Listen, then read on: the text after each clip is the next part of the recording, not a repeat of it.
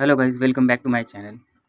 Guys, जैसे कि आप लोग ने भी सुना होगा कि सेबी का नया गाइडलाइन आया है। कुछ रूल्स में उन्होंने बदलाव किए हैं, जिनमें से 6 रूल्स उन्होंने अभी तो लागू नहीं हुए, लेकिन आने वाले वक्त में 1-2 महीने के अंदर रूल्स लागू हो जाएंगे सेबी के। तो आज मैं आपको थोड़ा डिकोड करके बताने वाला हूँ कि सेबी के वो 6 रूल्स कौन से हैं जो एफ&ओ पे इम्पैक्ट करेगा। और सेबी सेबी ने जो भी डेटा रिलीज़ किया है गाइज़, वो मैं आपके सामने अभी पढ़ने वाला हूँ और आपको ट्राई करूँगा कि सिंपल लैंग्वेज में थोड़ा एक्सप्लेन करूँ। तो जैसे कि अभी मैं इंडिया टुडे के वेबसाइट पे हूँ गाइज़, यहाँ पर आप देख सकते हो कि सेबीज़ का 6 नए रूल्स फॉर एफ&ओ ट्रेडिंग। और इसका मतलब क्या है रिटेल इन्वेस्टर के लिए। सो इसका सिंपल सा मतलब है गाइस कि जो रिटेल ट्रेडर्स हैं, जैसे कि जो छोटे प्लेयर्स हैं, जो मतलब जॉब करते हैं पार्ट टाइम के लिए, इनकम कमाने के लिए ट्रेडिंग इन्वेस्टमेंट करते हैं, तो जिनकी संख्या अभी बढ़ती ही जा रही है, उसको रोकने के लिए सेबी ने थोड़े स्ट्रिक्ट एक्शन लिए हुए हैं।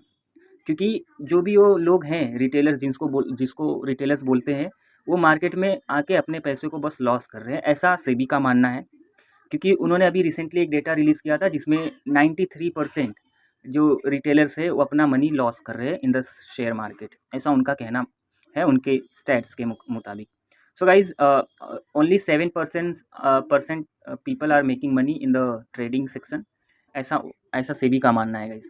सो इसी चीज़ को मद्देनज़र रखते हुए सेबी ने नया सर्कुलर प्रोड्यूस किया है।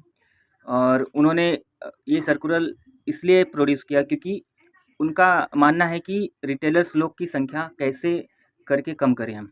क्योंकि अभी जब ये बजट आया था तो सेबी ने थोड़ी चीज़ें, जैसे अपने टैक्सेस में बढ़ोतरी करी थी, ठीक है। लेकिन उससे भी रिटेलर्स लोग रुके नहीं, उल्टा जब भी बजट के बाद मार्केट ऑल टाइम हाई पे और पहुंचते ही गया, मतलब लगातार। तो उससे ज़्यादा इम्पैक्ट नहीं पड़ा रिटेलर्स पे। लेकिन अब सेबी थोड़ा और ज़्यादा स्ट्रिक्ट हो रही है, क्योंकि ये बात मिनिस्ट्री तक पहुंच गई थी गाइज रिगार्डिंग कि इंडिया के जितने भी ट्रेडर्स हैं सब अपना मनी लॉस कर रहे हैं इस शेयर मार्केट में। इसलिए सेबी ने अभी नया रूल बनाया है जिससे थोड़ा participant of the retail traders कम हो सके। सो गाइज, इसका इम्पैक्ट क्या होगा मैं आपको बता देता हूँ। इसका जो पहला रूल है सेबी का, रिडक्शन ऑफ वीकली एक्सपायरीज। तो इसका मतलब ये है कि जो अभी हर दिन आप देखते रहोगे, हर हर वीक में हर रोज़ कुछ ना कुछ एक्सपायरी होता है। कभी मिड कैप का होता है, तो कभी बैंक निफ्टी का होता है, कभी निफ्टी 50 का होता है, तो कभी सेंसेक्स का होता है। तो गाइज, अब सेबी ने नया रूल बनाया है कि वीकली जो एक्सपायरीज है उसमें कुछ चीज़ें को कम करी जाएगी। जैसे एनएससी में 4 एक्सपायरीज होती है और बीएससी का 1 या 2 होता है। तो बीएससी का तो ज़्यादा प्रॉब्लम नहीं है, लेकिन एनएससी को अभी डिसाइड करना पड़ेगा कि उनको कौन-सा एक्सपायरी रखना है, कौन-सा नहीं रखना है। तो डेफ़िनेटली वो एनएससी निफ्टी 50 और बैंक निफ्टी रखेगा, क्योंकि उनको उसमें ज़्यादा बेनिफिट है। तो मिड कैप निफ्टी में भी हो सकता है हटा दे। सो गाइज़, अभी ये देखने वाली बात है। अभी एनएससी और बीएससी के ऊपर डिपेंड है कि वो कौन-सी एक्सपायरीज़ रखते हैं और कौन-सी नहीं रखते हैं। So guys, reduction of weekly expiries जो कि स्टार्टिंग फ्रॉम नवंबर 20, तो ये चीज़ 20 नवंबर से लागू हो जाएगा गाइज़, इसी साल।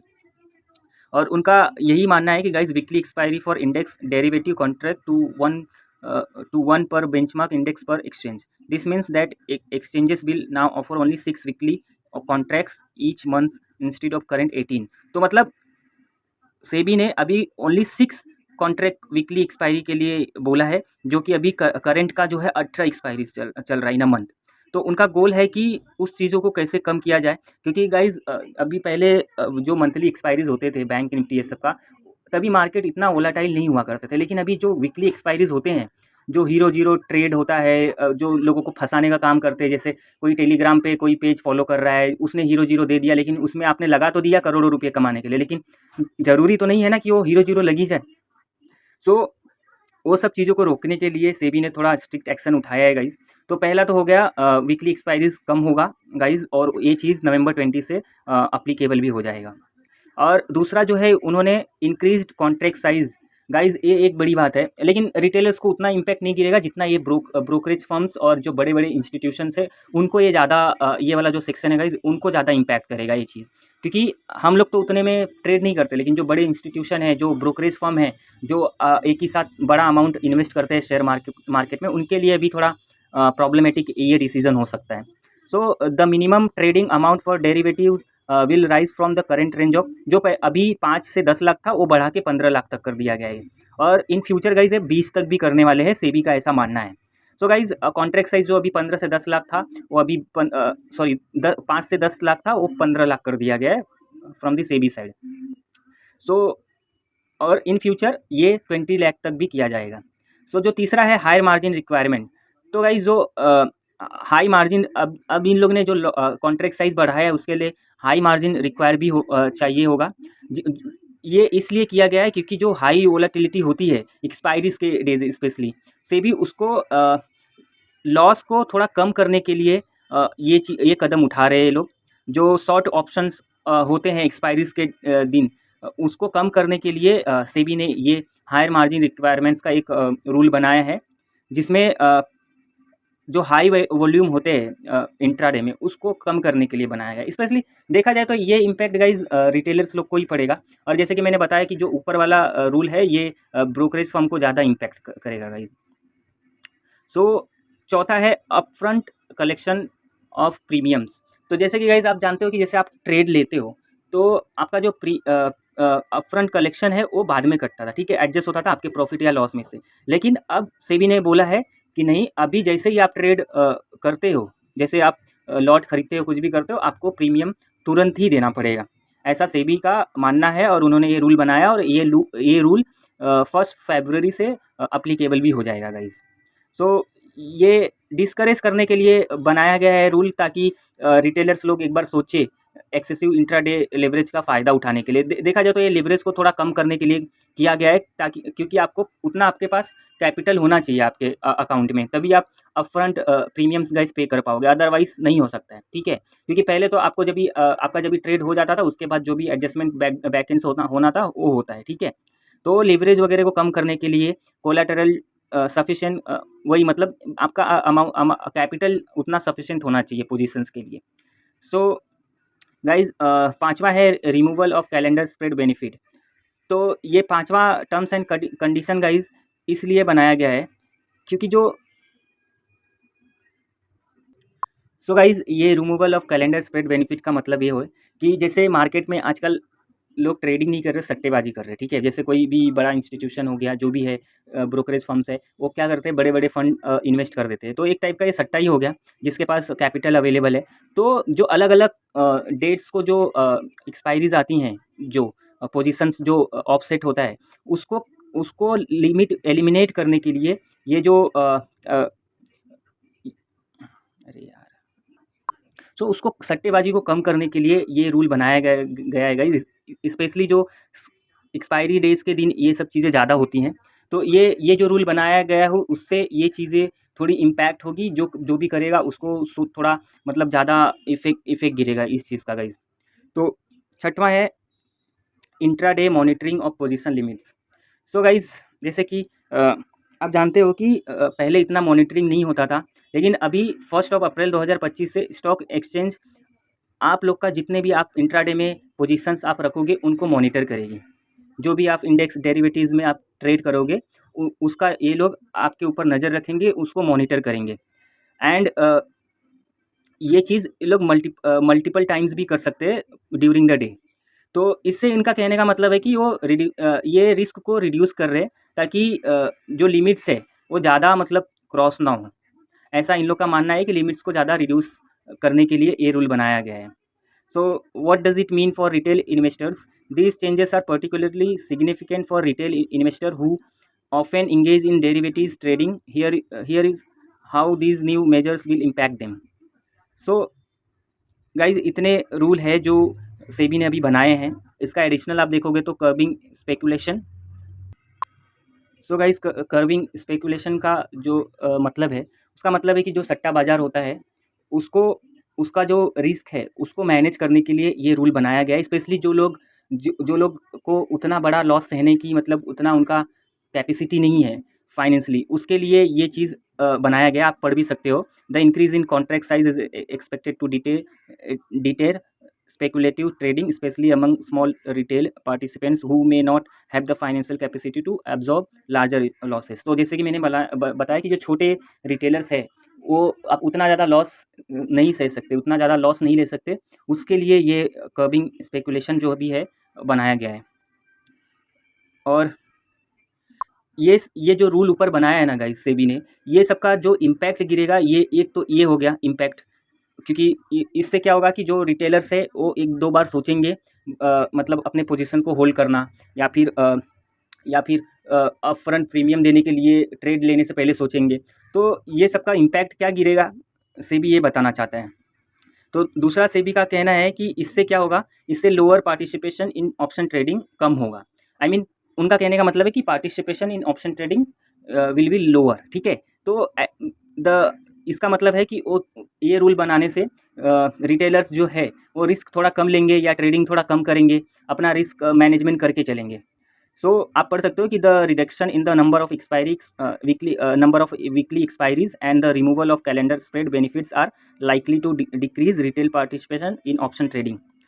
सो वीकली एक्सपायरीज में जो रिटेलर्स लोग का पार्टिसिपेशन था गाइज, वो इस डिसीजन से कम होने की संभावना है, ऐसा सेबी का मानना है। ओके, एनालिस्ट बिलीव दिस में help stabilise the market by reducing high frequency trading and speculative behaviour. तो उनको लगता है कि ये जो हाई फ्रिक्वेंसी ट्रेडिंग होता है मार्केट में, थोड़ा स्टेबिलिटी मार्केट में प्रोवाइड करेगी। वो आगे चल के गाइज पता ही चलेगा कि स्टेबिलिटी प्रोवाइड करेगी कि नहीं करेगी। सो इनका अगला अगला अगला जो इम्पैक्ट है, gradual implementation for market stability. So guys इसका इम्पैक्ट जो गिरेगा यही है कि ये जो भी पार्टिसिपेंट्स अभी ट्रेडिंग में हो रही है एक्सेसिव, उसको प्रिवेंट करने के लिए ये सब चीज़ें स्टैब्लिश की जा रही हैं, अप्लाई की जा रही हैं, जिससे मार्केट का थोड़ा जो स्टेबिलिटी है वो बना रहे, और धीरे धीरे जो भी इन्वेस्टर्स है वो नए रूल्स के साथ उस सिचुएशन में खुद को ढाल सके। तो ओवरऑल ये सब रूल्स उन्होंने बनाए हैं। उसके बाद है इम्पैक्ट ऑन ट्रेडिंग स्ट्रेटजीज़। सो जो भी है ट्रेडिंग स्ट्रैटेजी पे इसका इम्पैक्ट पड़ेगा। रिटेलर इन्वेस्टर उनको ज़रूरत पड़ेगी वापस से उनका स्ट्रैटेजी जो भी है रीअसेस करने के लिए, क्योंकि न्यू रूल के रिगार्डिंग सेबी को लगता है कि इससे थोड़े पार्टिसिपेंट्स जो भी है उनका कम होगा, रोल ओवर थोड़ा कम होगा, और मार्जिन जो रिक्वायरमेंट है उससे भी मैनेजमेंट में उनको हेल्प होगा। तो गाइस सिंपली यहाँ पर लिखा है, simply put SEBI's recent measures to tighten the rules around equity derivatives are a clear indication of the regulators' commitment to protecting small investor and maintaining market integrity. While these changes may present challenges for some retail participants, they are ultimately aimed at fostering a more stable and sustainable trading environment. So guys, SEBI's को ये जो उन्होंने rule बनाया है, ठीक है, weekly expiry के लिए मैं बोलता हूँ बहुत सही उन्होंने रूल बनाया हुआ है, क्योंकि अगर रिटेलर्स का पैसा बर्बाद हो रहा है ना, तो वीकली एक्सपायरी से ज़्यादा हो रहा है, क्योंकि ये जो जीरो हीरो ट्रेड इन लोग जो चल रहा है ना, जीरो हीरो या जो भी हीरो जीरो है, ये बहुत ही फंसाने वाला काम है गाइस। क्योंकि लोगों को लगता है कि ये एक्सपायरीज के दिन में ये जो हीरो जीरो वाला चलता है, इसको ले लो और आप 10,000 का 50,000 बना लो, 10,000 का 1,00,000 बना लो। उसके चक्कर में गाइज अगर आप देखोगे तो कितने रिटेलर्स हैं हमारे जैसे जो मतलब उतना उनको आइडिया नहीं है मार्केट का, जो खाली किसी के टिप के रिगार्डिंग काम करते हैं, या जो भी टेलीग्राम पे टिप्स मिलता है या पेज को जो फॉलो करते हैं उसको उसके रिगार्डिंग ट्रेड करते हैं, उनको डेफिनेटली लॉस ही होता है। एक दो बार आपका ट्रेड हिट हो गया डजंट मीन कि आप सक्सेसफुल ट्रेडर बन गए guys. It takes long time to be a successful trader. और ऐसा नहीं है कि आप 3-4 साल भी कर लिए तो सक्सेसफुल ट्रेडर बन गए, उसमें भी उतार चढ़ाव आते रहते। तो गाइज सब चीज़ों को बस से भी इतना बोलना चाहते हैं कि आप जो भी इन्वेस्ट कर रहे हो वो आपका मतलब आप सोच समझ के करो, हर चीज़ों को मेज़र करके करो। कोई भी चीज़ें ऐसे ही बिना किसी के बहकावे में मत करो। आप कोई भी बोल दिया अरे मैं तो इतना कमा रहा हूँ, तू भी आके मार्केट में पैसा लगा दे, तो ऐसे नहीं होता है गाइज। अगर आपको पैसा कमाना है या बनाना है मार्केट से, तो पहले उसको स्टडी करो, उसके ऊपर काम करो, उसके ऊपर अपना एक स्ट्रेटजी बनाओ, एक कैपिटल फिक्स करो, एक रिस्क एंड रिवॉर्ड, कितना रिस्क लेना है कितना रिवॉर्ड लेना है उसको फिक्स करो। उसके बाद ही अगर आपको उसमें आप सफल हो रहे हो तो ही उसको अप्लाई करो। और उसमें भी गाइज मैं बोलूँगा जो आना चाहता है मार्केट में आने में कोई बुरा ही नहीं है, लेकिन आप अपने रिस्क और रिवॉर्ड को मैनेज करके चलो। अगर आप आते ही 300-400 लॉट खरीदने लगोगे तो फिर तो आपका बंटाधार होना डिसाइडेड है गाइज। लेकिन अगर आप स्टार्टिंग में 1 या 2 लॉट से कर रहे हो, पहले आप सीखने के लिए ट्रेडिंग करो, कमाने के लिए ट्रेडिंग नहीं करो। पहले आप सीखोगे तभी आप कमाओगे। तो 1 साल 2 साल जितना आप दे सकते हो मार्केट को, जितना एनालाइज कर सकते हो ट्रेंड्स को, चार्ट्स को, पैटर्न को, कहाँ पर सपोर्ट है, कहाँ पर रेजिस्टेंस है, कहाँ पर ट्रेंड लाइन है, कहाँ पर जैसे ऑप्शन चेन आप देख सकते हो, उसको सीखो पहले हर चीज़ का एक। अभी आप एग्ज़ाम देने जाते हो गाइस फॉर एग्जांपल, तो ऐसे ही तो नहीं जाते हो ना, उसके लिए महीनों साल पूरा आप पढ़ते हो, याद करते हो, रिवीजन करते हो, उसके बाद ही एग्ज़ाम देते हो ना। तो ये भी एक वैसा ही है, ट्रेडिंग भी ऐसा ही है। ऐसा नहीं सोचो कि मैंने अरे यार इसमें तो पैसा लगा दिया और ये डेफिनेटली ऊपर ही जाएगा, ऐसा नहीं होता है। आपको उसका टेक्निकल एनालिसिस करना आना चाहिए, उसका 10 साल का 5 साल का जब से कंपनी बनी है उसका हाईएस्ट लो क्या है, हाईएस्ट अपसाइड का कितना नंबर है, ये सब आपको निकालना आना चाहिए गाइज। तो यही सब चीज़ें हैं जो मार्केट में आपको मेज़र करना चाहिए, और सेबी भी यही चाहती है कि आप कमाओ, लेकिन लेकिन इतना भी अंधाधुंध मत घुस जाओ कि आपका ही लॉस हो। और ये सब मैं फ्रैंकली बोलूँगा इसको, ये सबसे रिटेल इन्वेस्टर को कुछ लेना देना नहीं है। वो तब भी पैसे लगा रहे थे, अब भी लगाएंगे। इट्स जस्ट कि बस आपको नॉलेज गेन करने की ज़रूरत है, सही जगह पे इन्वेस्ट करने की ज़रूरत है, और लालच में मत आओ गाइस। जितना छोटा रिवॉर्ड रखोगे उतना आपका बेनिफिट होगा, क्योंकि जितना मार्केट में आप होल्ड करोगे अपने ट्रेड को, उतना ही आपको लॉस होने की संभावना है। होल्ड वो लोग करते हैं जिनका करोड़ों रुपया लगता है गाइस। आप लोग अगर दिन का 10,000 टारगेट लेकर चलोगे तो नहीं होने वाला है, लेकिन आप दिन का 2,000 3,000 लेके चलोगे तो definitely you can achieve your targets. So guys अपना रिस्क एंड रिवॉर्ड मेंटेन करो, उसके अकॉर्डिंगली जो भी स्टडी करना है स्टडी करो, एक स्ट्रैटेजी बनाओ, उसके रिगार्डिंग आप ट्रेडिंग करो, ठीक है। सो यही था गाइज जो मैंने आपको बताया सेबीज के नए रूल, जो कि लागू होने वाले। एक तो जो रिडक्शन ऑफ वीकली एक्सपायरी जो 20 नवंबर को होने वाला है, इसी साल होने वाला है, ठीक है। हायर मार्जिन रिक्वायरमेंट ये तो इसमें दिया नहीं है कब से होगा, आई मीन अभी से हो गया रहेगा तो पता नहीं, बट इसमें कुछ टाइम नहीं दिया है कभी से होगा, ठीक है। लेकिन अभी और एक कलेक्शन का जो है वो 1 फरवरी से अप्लीकेबल होगा गाइस, ठीक है। सो यही सब गाइस है, रिस्क एंड रिवॉर्ड आप मेंटेन करके चलो, एक स्ट्रैटेजी के साथ चलो गाइस। और आई होप आपको ये वीडियो पसंद आया हो, और प्लीज़ अगर आपको पसंद आया हो तो ये चैनल को ज़रूर सब्सक्राइब कीजिए, ताकि मैं आगे भी आपको ऐसे इन्फॉर्मेटिव वीडियोज़ बना के लाते रहूँ और आपको इन्फॉर्म करते रहूँ guys. Thank you so much watching this video and subscribe my channel.